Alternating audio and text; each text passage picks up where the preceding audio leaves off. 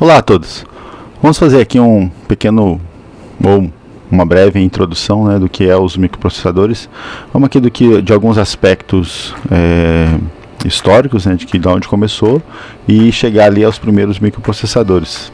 Basicamente ali até o 8088, basicamente.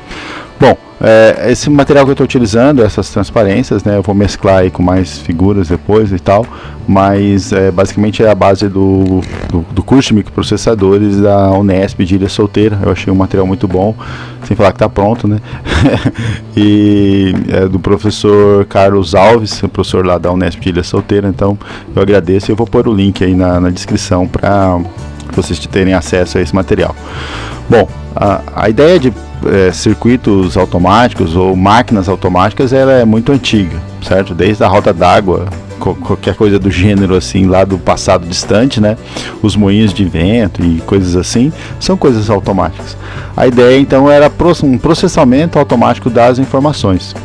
Uma das empresas que deu origem ao que é hoje a IBM, ela trabalhou no processamento de cartões perfurados em meados ou no final ali do século XIX, certo? Então ali já existia coisas mecânicas, né? Ou seja, um processamento de informações mecânicos. Essa máquina do embrião da IBM, eu não me lembro agora o nome da empresa da época, ela adiantou o censo dos Estados Unidos em 3 anos, para vocês terem uma ideia da velocidade que era, ou melhor, da importância que foi a automatização desse processo, né? Bom, em meados do século XX, ali bem no começo, nós temos a criação das válvulas, ali em 1906, 1907 mais ou menos, né? Depois os triodos em 1909, 10 mais ou menos. E isso veio então a dar um novo significado na parte eletrônica, né? Então surgiram rádios, transmissão de informações e tudo mais, e o processamento. Basicamente o que a gente precisa aqui, tanto válvulas como transistores, é uma chave mecânica. Em meados de 1940, em meio à Segunda Guerra, nós temos os primeiros computadores. O Mark I, que ele é totalmente elétrico, mas também era com relés, ou seja, uma chaviazinha elétrica, né? Repara que a importância de um comando elétrico comandar um outro circuito elétrico, por isso o relé. E as válvulas, ela tem esse mesmo princípio, certo? E aí com a invenção do transistor, a gente tem não podemos pular aqui o ENIAC, né? O ENIAC em meados de 47 foi inventado, ele era inteiro elétrico sem relé, só que ele era todo com válvula. E a partir daí os conceitos foram avançando e os transistores também. Em meados de 1970 nós temos os circuitos integrados. A gente vai ver algumas gerações aí, e assim o microprocessador pôde nascer, certo? Com o advento do circuito integrado. Bom, a gente tem uma questão sobre integração, né? O quanto de transistor você coloca em uma única pastilha, um único CI, né? Hoje ainda existem circuitos integrados que têm pouquíssimos transistores. O LM741, por exemplo, o amplificador operacional, tem 75 transistores aproximadamente, né? E agora é claro que existem diversos dispositivos com milhões, bilhões, né? Hoje, enquanto eu estou gravando, 2020, então tem microprocessador com 16 bilhões de transistores. Bom, Gordon Moore, numa das entrevistas que ele deu sobre eletrônica, processador e tudo mais, ele falou que, e foi assim, eu imagino, né, não foi nada assim preparado, pensado, calculado. Ele falou, não, a cada 2 anos a gente vai conseguir dobrar a quantidade de transistor numa pastilha. E essa lei se mantém até os dias de hoje, né? Como a gente pode ver, a lei é essa linha reta aí, né? E aí os pontinhos basicamente são os lançamentos dos processadores, que a gente vai vendo e vai acompanhando. Isso tem 50 anos e está se repetindo. Aqui numa escala logarítmica, não está exatamente no mesmo patamar, mas também está refletindo aí, então de 70 a 2000, 50 anos de história de microprocessadores sendo fabricados e a coisa acontecendo, certo? Repara, a própria Intel, bom, que é uma empresa fundada pelo Gordon Moore, né? Ela às vezes se encarrega de dar esse TikTok aí, esse ritmo de dobrar, né, a cada 24 meses. Moore também chegou a dar uma segunda entrevista e falou que reduziu esse prazo de 24 meses para 18, mas nem sempre o 18 é melhor que o 24, né? Como eu falei, um pouco de história, né, as válvulas, então, elas dominam aí a parte da eletrônica desde lá de 1910, 1920, né, com os rádios. As primeiras TVs eram valvuladas, né? Qual o problema da válvula? A válvula, para ela funcionar, ela precisa de ar quente. Dentro dela tem que estar quente, e para isso ela tem um filamento, como se fosse uma lâmpada incandescente, aquelas lâmpadas de filamento que esquentam e tudo mais, né? Só que esse filamento, tal como nas lâmpadas, tem uma vida útil limitada, ou seja, quanto mais você usa, menos tempo ela vai ter de vida. Então, eram grandes, eram caras, eram lentas, né? Queimavam com grande facilidade. Esse filamento queima depois de 1000 horas, 2000 horas de uso, né? Então, quanto mais você usava, mais a tendência dele da tendência da válvula queimar, né? E esse aquecimento gastava muita energia, né? Então não era uma coisa tão satisfatória assim, certo? E aí, em dezembro de 47, 3 cientistas lá nos laboratórios Bell, em homenagem a Graham Bell, porque ele criou a AT&T, que já foi, né, uma das maiores empresas de telefonia do mundo, já foi a maior, né, hoje está somente lá nos Estados Unidos com alguns braços aí pelo mundo.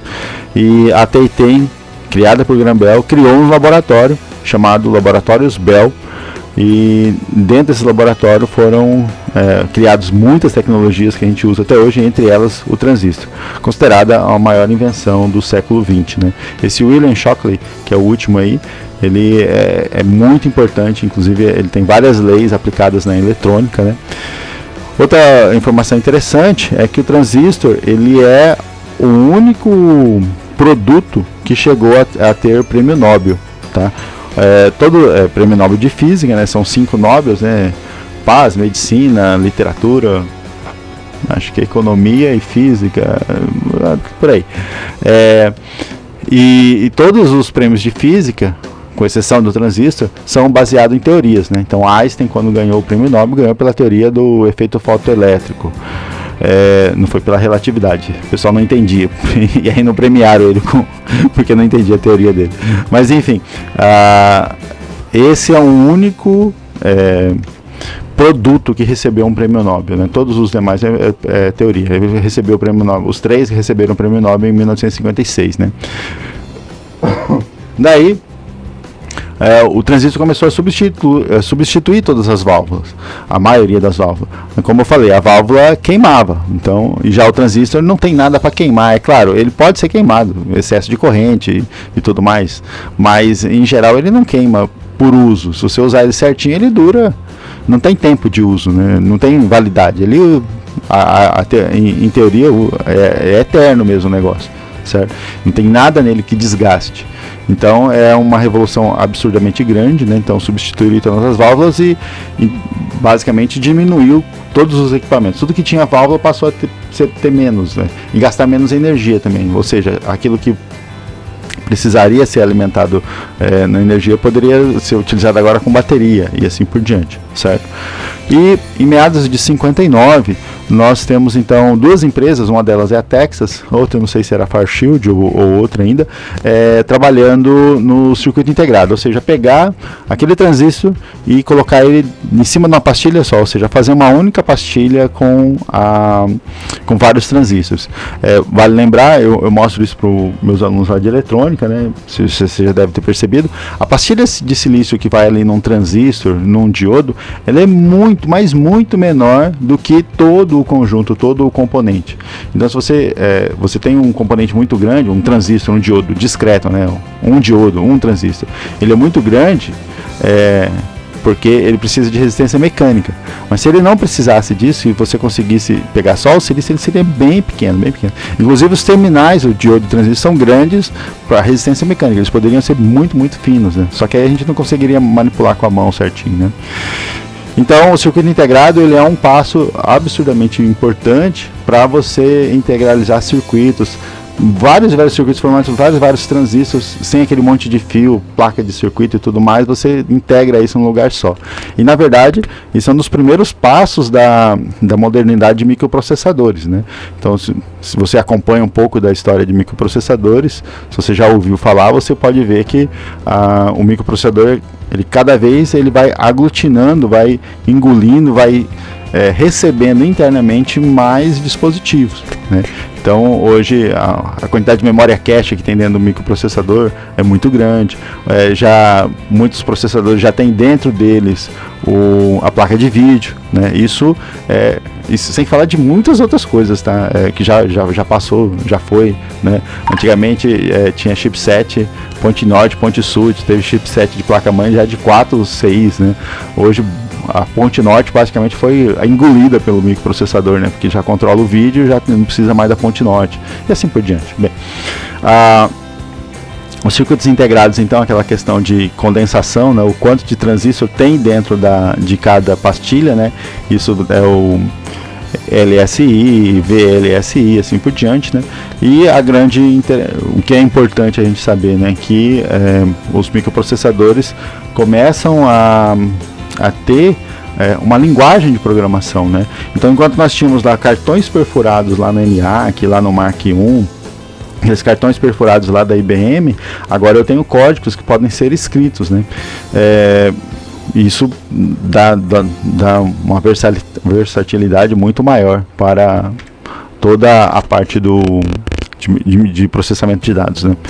Bom, dois engenheiros, né, da Fairchild, eles fundaram o nome da companhia mesmo é MN Electronics, mas eles já registraram, né, o nome Intel, Integrate Electronics. Então esse acrônimo aí do Integrate Electronics dá o nome de Intel, né? Então é o Robert Noyce e o Gordon Moore, que é o carinha lá da lei de Moore, né? E aí a Intel começa a trabalhar, né? Então começa a produzir memória RAM, começa a receber uma encomenda da Busicom para fazer um chip que pudesse proporcionar uma calculadora, né? E a gente vai ver que isso é importante. Isso em 69, né? Em 70 é mais memória, né? Memória RAM. E em 71 ela lança o 4004, né? O primeiro CPU, é o primeiro processador de 4 bits do mundo, certo? Um preço de $200, né? Um preço razoável aí, certo? Porém, a economia de tempo, espaço e tudo mais que ele poderia era fantástico, né? Aí, o crescimento da indústria de processadores, de microprocessadores, vai junto com o crescimento da integração, certo? Quanto melhores as técnicas de integração, melhores serão os processadores. É o que a gente tem isso até hoje, né? Quando a ARM hoje consegue fazer, a AMD, né, conseguem fazer litografia de 7 nanômetros, né? Então ela consegue avançar então para processadores com 7 nanômetros, certo? Então a gente tem os primeiros microprocessadores, uma redução de tamanho muito grande, né? Surgem as linguagens de alto nível, né? Nascem teleinformática, transmissão de dados entre computadores através de rede, todas essas questões com relação à comunicação de dados, certo? Em 72 a Intel lança o 8008, que já é de 8 bits, né? E a Shelby Computer, ela anuncia o kit Shelby, né? Essa questão de kit nessa época é bem interessante. A Apple nasceu também com um mini kit ali, né? Então as empresas reuniam um conjunto de componentes e dava ali um manualzinho e mandava para sua casa, nesse caso aí por $565, e você montava o seu computador na sua casa. É claro que o quanto o seu computador seria bom seria em função do processador que você tivesse, né? Mas basicamente você então construía seu computador na sua casa. Se a gente pensar bem, não está muito longe do que a gente ainda faz com algumas coisas na nossa vida, né? A gente compra uns kits prontos e monta, né?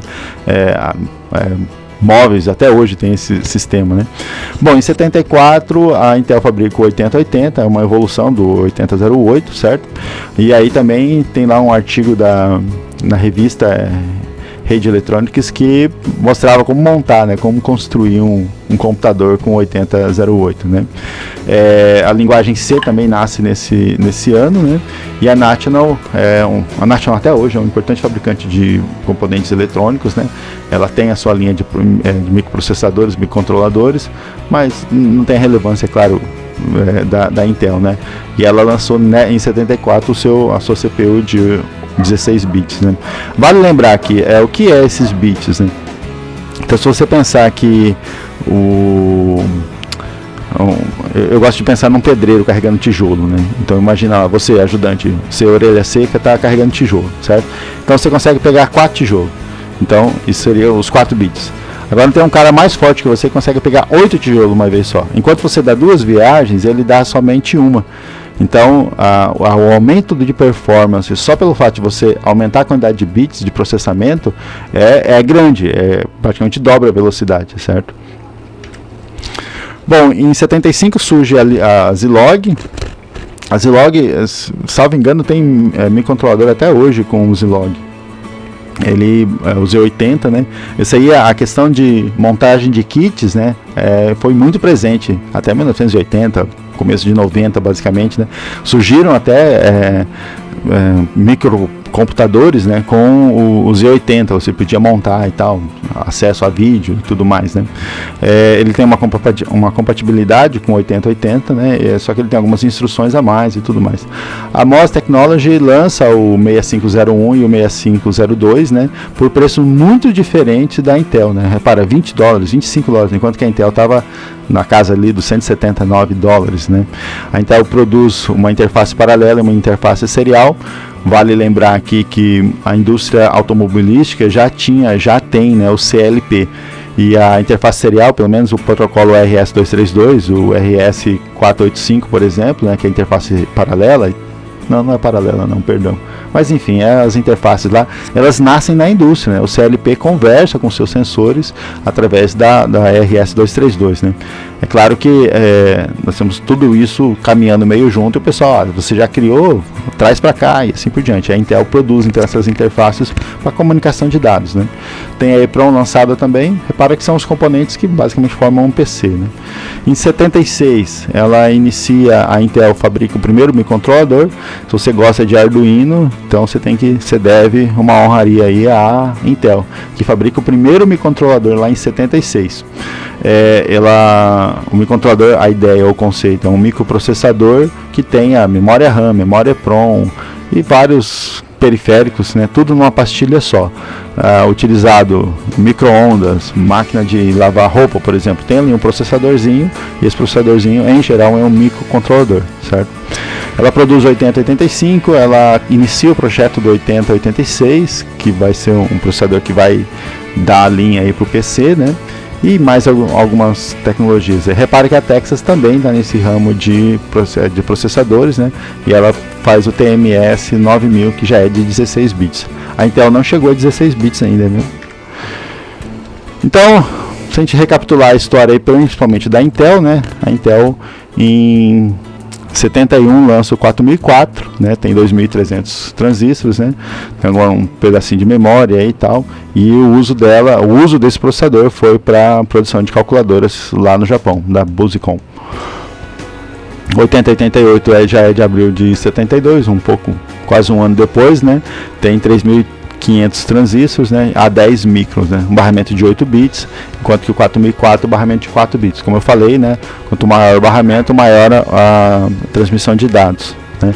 8080 já tem 6.000 transistores, também de 8 bits, consegue aí acessar até 64 kilobytes de memória, né, e ele dá origem ao primeiro computador pessoal, o Altair 8800, certo? Esse Altair poderia ser programado, né, em CP/M ou então em Microsoft Basic, né? Repare que o Basic é bem antigo, né, assim como a Microsoft, né? Aí o Zilog, ex-engenheiros da Intel, a Intel saiu da Fairchild e da Intel saiu o pessoal da Zilog, né? Ele é 8080, né? Ele consegue, como eu falei, ele teve várias versões, ele foi continuado várias vezes, inclusive tem microcontrolador com base no Zilog, versões até de 10 MHz, né? 8500 transistores, e aí tem várias coisinhas aí que ele consegue fazer, né? 8085 é de 76, rodando a 5 MB, 6500 transistores. O 6502 da MOS Technology é de 76 também, custando só $25, certo? E mais algumas informações aí. A gente tem que pensar e entender que esses 4 primeiros fabricantes, né? Então eles estavam correndo, basicamente a Intel saiu na frente, disparou na frente, e a Motorola, o MOS Technology, a Zilog também vieram ali em paralelo e tal, né? Mas repara, a MOS, por exemplo, conseguiu convencer o Wozniak lá, o Woz, né? E o Steve Jobs a utilizar eles no Apple I.